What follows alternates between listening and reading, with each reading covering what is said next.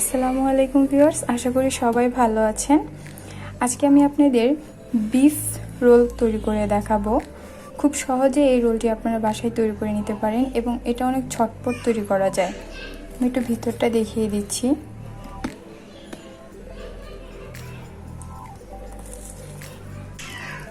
দেখুন এটার ভিতরটা কতটা জুসি। তাহলে চলুন দেখে নিই কীভাবে এই বিফ রোলটা তৈরি করতে হবে।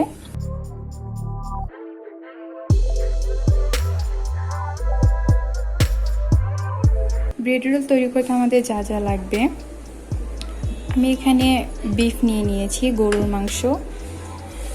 এটা হচ্ছে মেয়োনিজটা হচ্ছে আমি বাসায় তৈরি করে নিয়েছি। এটা একটু লাল লাল লাগছে কারণ এখানে হচ্ছে আমি একটু গুঁড়া মরিচ অ্যাড করেছি, মানে শুকনো মরিচ।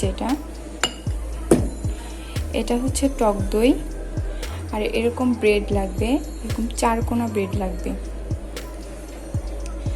তারপর হচ্ছে 2টা ডিম লাগবে।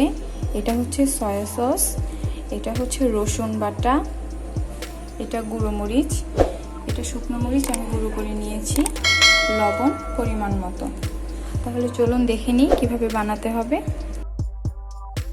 প্রথমে হচ্ছে আমি বিফটা ম্যারিনেট করে নিব। তো আমি এখানে বিফটা দিয়ে দিচ্ছি। আমি এখানে 1 কাপ পরিমাণে বিফ নিয়েছি।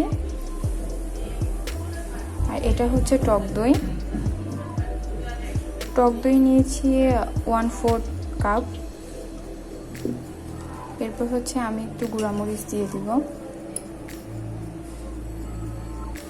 মরিচটা আপনাদের পছন্দ অনুযায়ী দিবেন, মানে আপনারা যেমনটা ঝাল খেতে পছন্দ করেন ঠিক ততটুকু দিবেন।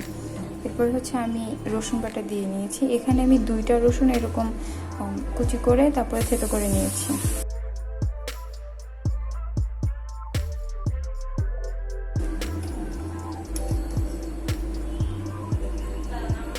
লবণটা আপনাদের পরিমাণ অনুযায়ী দিয়ে নেবেন।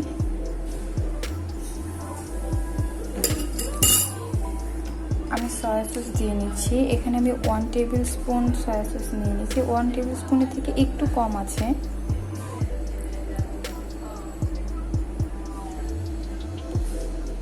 এখন আমি সব কিছু ভালোভাবে মিশিয়ে নিব। আমার মেখে নেওয়া হয়ে গেছে। এখন এটা আমি 30 মিনিটের জন্য এভাবে রেখে দিব। 30 মিনিটস হয়ে গেছে, আমার ম্যারিনেট করা একদম শেষ। আপনাদের হাতে যদি টাইম না থাকে অন্তত পক্ষে 20 মিনিট হলেও ম্যারিনেট করে রাখবেন। আর আপনারা এটা চিকেন দিয়েও করতে পারেন, আমি আজকে বিফ দিয়ে করেছি। এখন আমি চুলায় একটা প্যান গরম করে নেব। আমি সামান্য একটু তেল দিয়ে দিয়েছি। প্যানটা আমি ভালো কিছুক্ষণ গরম করে নেব। তেলটা গরম হয়ে গেছে। আমি হচ্ছে এখানে মাংস দিয়ে দিব।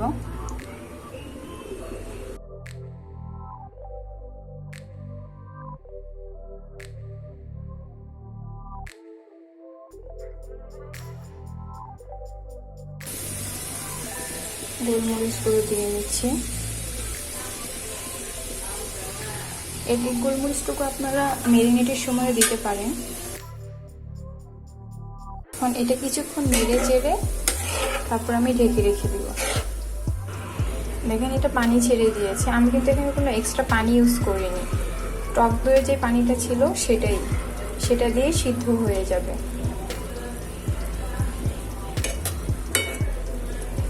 আমি এখন এটা ঢেকে দিব যতক্ষণ না সেদ্ধ হয়ে যায়।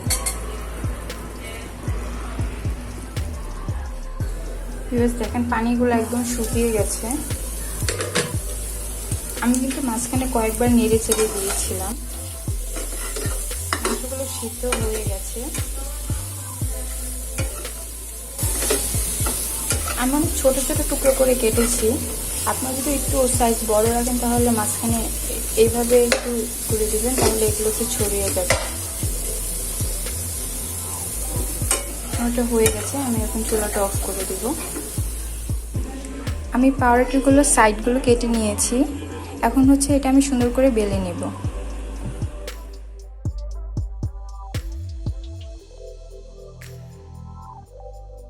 আমার রুটিগুলো বেলা হয়ে গেছে। দেখেন একদম পাতলা করে আমি বেলে নিয়েছি। আবার এত বেশি পাতলা করিনি, মানে মিডিয়াম সাইজ। আচ্ছা, এখন আমি দেখাবো এটা কিভাবে তৈরি করতে হবে। আমি বিফটা বলে নিয়ে নিয়েছি। এখন আমি হচ্ছে এখানে মেয়োনিজটা অ্যাড করে দিব।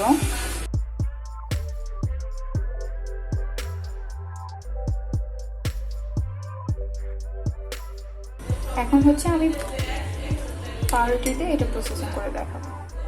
আমি ব্রেডটা একটা প্লেটে নিয়ে নিয়েছি। এখন আমি এর ভিতরে বিফটা দিয়ে দিব।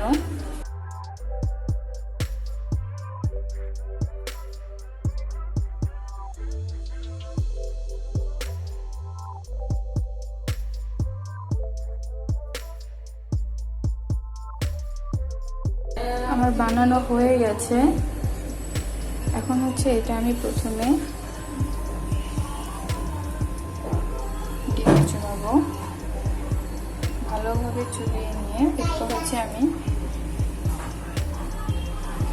ব্রেডক্রাম দিয়ে নেব। এই ব্রেডক্রামটা আমি বাসায় তৈরি করেছি।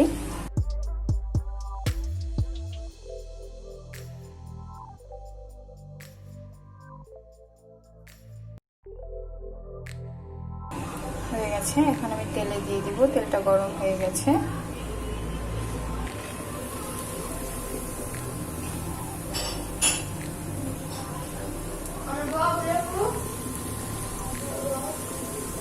এটা আমি এপাশ ওপাশ করে কিছুক্ষণ ভেজে নেব।